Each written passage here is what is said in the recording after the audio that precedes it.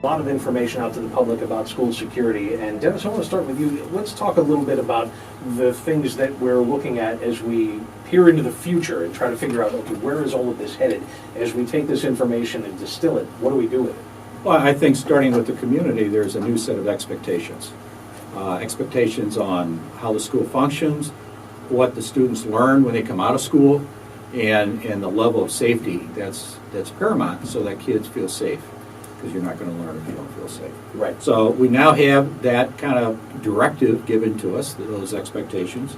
We have a new set of tools in how we go about designing schools, and we're putting in place new standards that have been developed and vetted, if you will, by the experts that you've interviewed today. So there's no excuses why we can't design the kinds of facilities that our kids really deserve. Without doubt. And Brent, one of the things that I wanted to ask you about earlier, and we can get into it now, is as that line of communication stays open to the Missouri School Board Association by way of your members through the parents, what are the concerns that they're coming to you with the most? As far as the school boards themselves coming to us, I think it's, of course, resources is part of it. I think just guidance on what is the most effective approach to making sure our schools are safe. Is it installing cameras? Mm-hmm. Is it metal detectors? You know, is it all these? Is it the technology? Is it an approach to school climate? Do we need to invest more of our resources in counselors? I mean, all of those sorts of questions. You know, what is the most effective approach? Because school boards, just like other governmental entities, have limited budgets, and they've got to make choices on where those resources go. So they want to make the most effective use of resources. And school safety has risen to the top as a priority, as it should.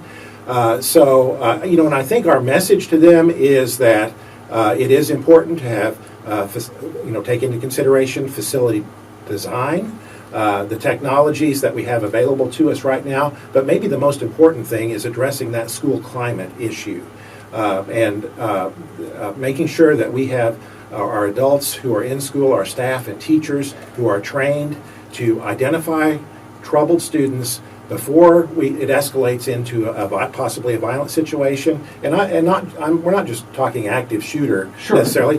The issue of student suicide has unfortunately become very much on the minds of everyone, and rightly so. So really addressing that school climate, but they have questions of how do you do that, you know, and so I think that through our Center for Education Safety, we can provide some of those resources and guidance for them to address that issue. And as that communication goes again to emergency responders, and not even necessarily emergency responders, but when you talk about a troubled student, the resources that are available to that student to work through whatever it is that's going on to bring that climate back to norm. That's right, and that's why it has to be a collaborative effort, you know, among the schools, the community, all the different resources that might be available in the community, and that's part of the training that we provide that local communities need to be aware of those resources. They need to have communication with people outside the school community so that whatever the situation is, they can bring to bear the appropriate resources and, again, head off a situation before it escalates and keep that school climate as safe as possible. And Jeff, you know, he brings up a good point when we talk about resources, because schools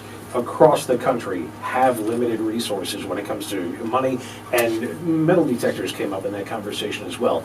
There are some things that are referred to disparagingly at times as security theater, the kind of things that are there to make somebody give the illusion of safety that don't actually do all that much. Schools can't spend money on those things. How do you figure out what's going to work? Well, in budgets, that's a huge concern, as you all know, in Illinois. But Beck, I'll kind of just echo what Brent is saying. It's training, preparedness, and collaboration. So I think obviously, unfortunately, these tragedies has brought to the forefront that local law enforcement need to work with educators within their buildings and train together. Don't put the crisis management plan on the shelf.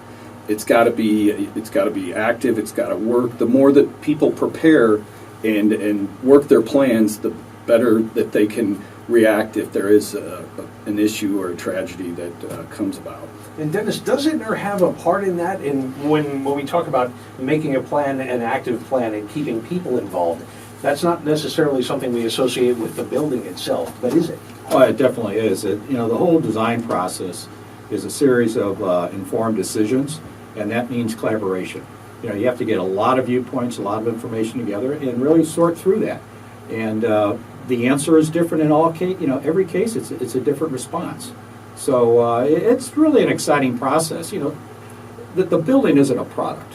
You know, it's a living, breathing environment that kids are going to learn the 21st century skills that they need. Mm-hmm. And it takes everybody's input in that process to really design something other than the kind of traditional classrooms that maybe you and I we're kind of familiar with. You're not going to get the same outcome using old kind of classroom design. You just won't. And I know we've talked about a little bit of this, and we've talked about it before in earlier editions of the program, but I think it's such an important thing to go through some of those things that are there as security features that are not readily apparent, that aren't there to make a school look like we're keeping you safe, you know, we're locking you down, because you don't want a kid to do that. No. You know, the rings of security that we have in our new schools are just, it's important to know they're in place.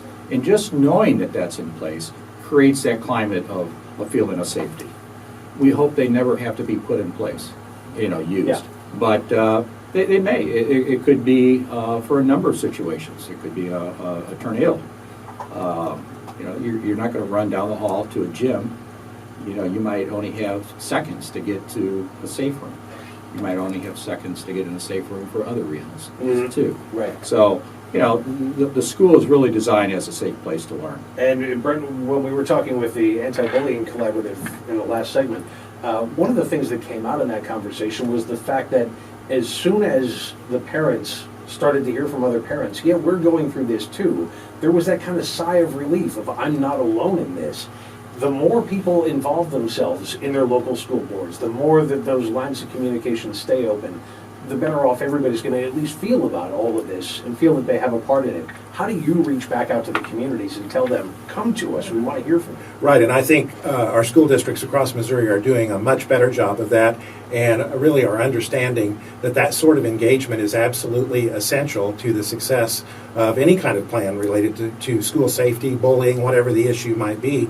If you don't have the parents on board, and if you don't have the parents understanding what the plan is, taking their input in developing that plan, then it's not going to be successful.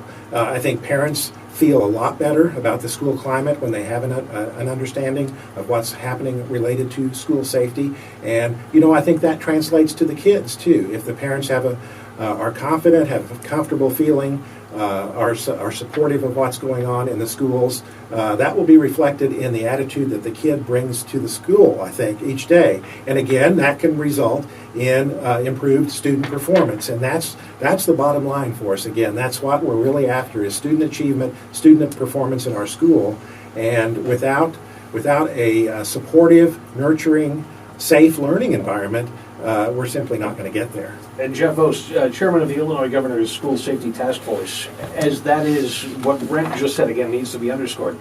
The goal here is not just to have kids alive at the end of the day. It's to educate them and make them a part of the greater society when they're done with their school days. So how do you see your task force's job in terms of that, in terms of making sure that kids are not only well, but educated?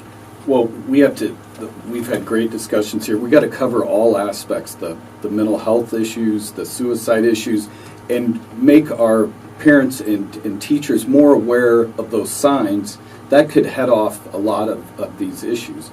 The days of this isn't going to happen in our community are over now, and everyone has to stand up, be alert, and ready and prepared.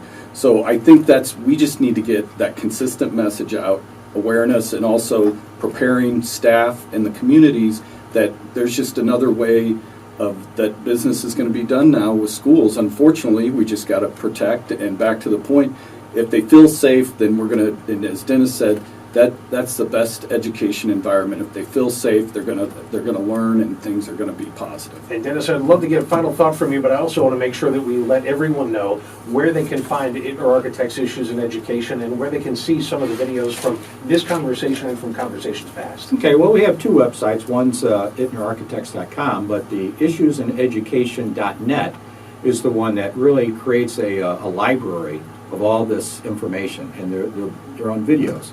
And just This will probably get edited, give me about a week before our staff can get through 2 hours of conversation. Sure. But these conversations that's available on the issueseneducation.net website is national, and it's from higher ed. It's from private schools. We're just dealing with the public pre-K through 12 today. So all that information's available. Please use it. That's what it's there for, and it's being populated monthly with new information from the leaders in education because it gives them a meaningful voice. Well, thank you so much for putting our panel together for us today. Ittner is Ittner. You can find them online. And again, go to issueseneducation.net. .net. And you can find more information about all of the previous and the current issues in education.